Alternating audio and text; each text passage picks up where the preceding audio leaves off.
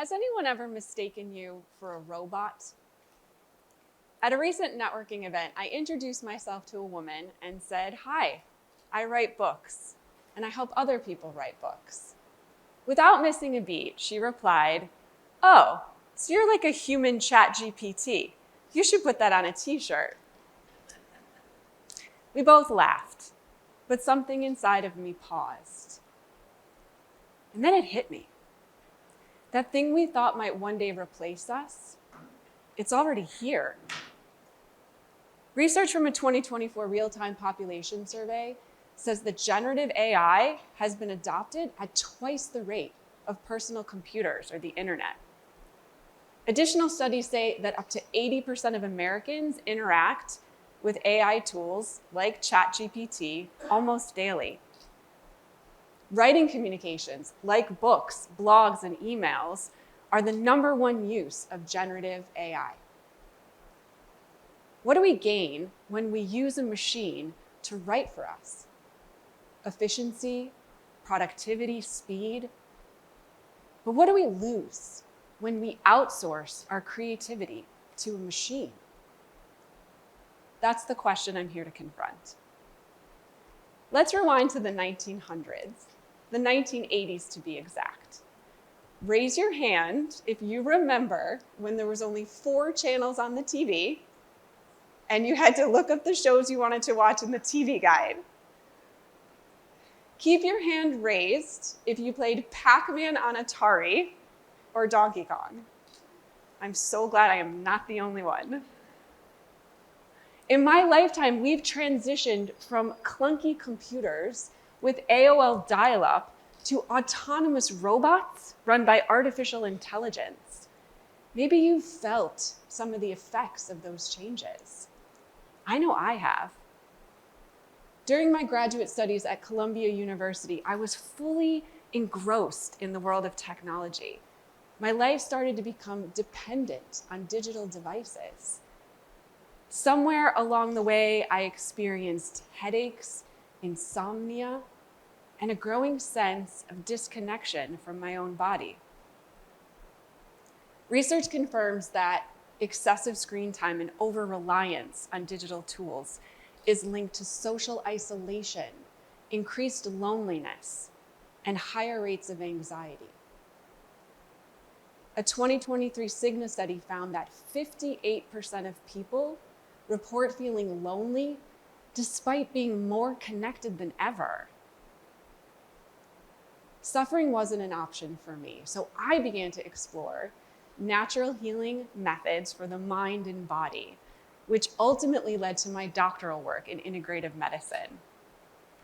This approach blends the best of both worlds, modern evidence-based treatments with ancient healing practices like meditation and breath work.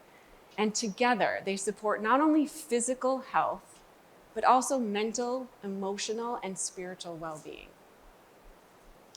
During that time, I did everything right. I improved my habits, I went to therapy, I added yoga, but still I had symptoms of anxiety and distress. Determined to find relief, I did the one thing I had longed to do all my life. I wrote a book, a memoir, and I discovered that taking that risk, exercising my creativity and expressing myself was so healing for me. And that's when I had a big aha moment. True health is not just about the body, it's about wholeness, and creative expression is a vital part of that. In contrast to the impacts of screen time, engaging in traditional creative practices reduces stress and improves health. According to a 2023 study by the National Alliance on Mental Illness, among people who engaged in creative practices, 61% reported a reduction in stress, and 57% reported an improvement in overall mental well-being. When I discovered this, I began offering retreats for others to put down digital devices and explore writing as healing. I designed these retreats based on the dozens of wellness retreats I had attended, over the years, where we took quiet time away from daily life to fully engage in meaningful restorative practices. A few months ago, a military veteran, let's call him Jack, attended one of my retreats.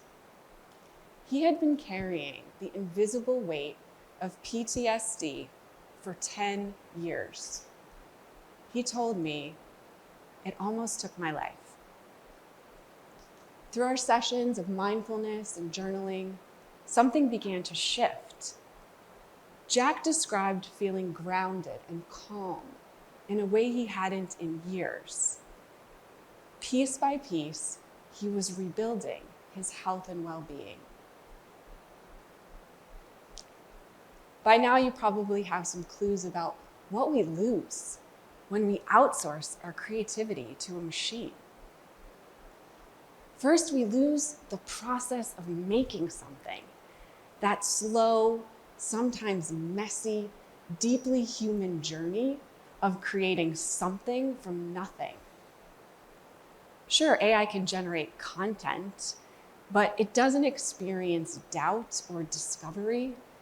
It doesn't take risks or build resilience, but we do. And that's where true healing happens. Next, we lose meaning because creativity isn't just about output, it's about insight. When we write, paint, or play music, we're not just producing something, we're learning something. And no machine can replicate that kind of self-awareness. And most importantly, we lose presence. That feeling that Jack described, the slowing down, the grounding, the calm. Creativity brings us back to our bodies. It restores our attention. It reconnects us with the present moment. So, with generative AI being adopted at twice the rate of personal computers or the internet, what are we going to do to protect our curiosity, imagination, and well-being? The answer is creativity fluidity. Creativity fluidity is about knowing when to pick up a paintbrush versus when to open your laptop. It's about using tech when it helps, but also giving yourself time offline to slow down, get grounded, and stay connected to who you are. I'm not anti-AI. I use a lot of tech tools in my work, but I also schedule digital detox days, and I write my ideas in my journal before putting them into a machine for copy editing, because I want to continue to exercise that mental muscle and think for myself.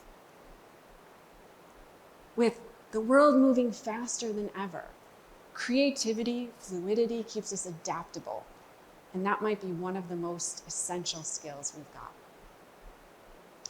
So I'm going to give you 3 clear ways to reclaim your creativity during the age of AI. First, start by spending just 15 minutes a day on non-digital creativity, real sensory play. Write a letter to someone you miss.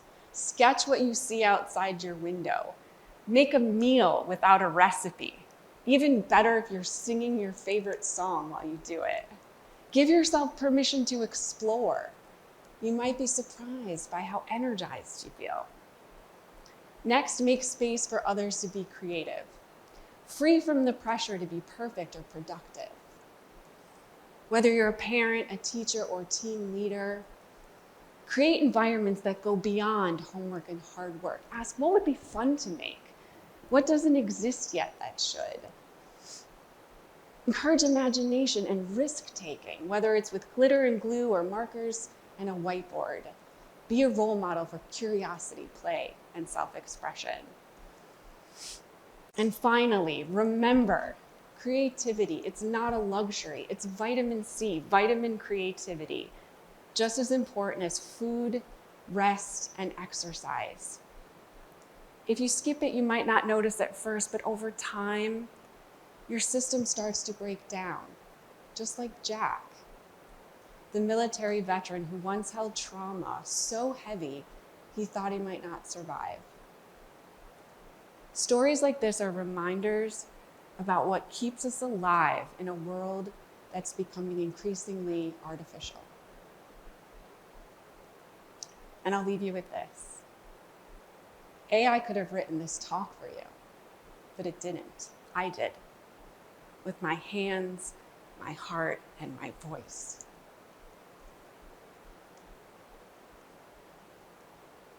Because TED's not just about ideas worth spreading. It's about humans worth hearing. So the next time someone calls me a human ChatGPT, I'm just gonna smile and say, no, honey, I'm the original source code.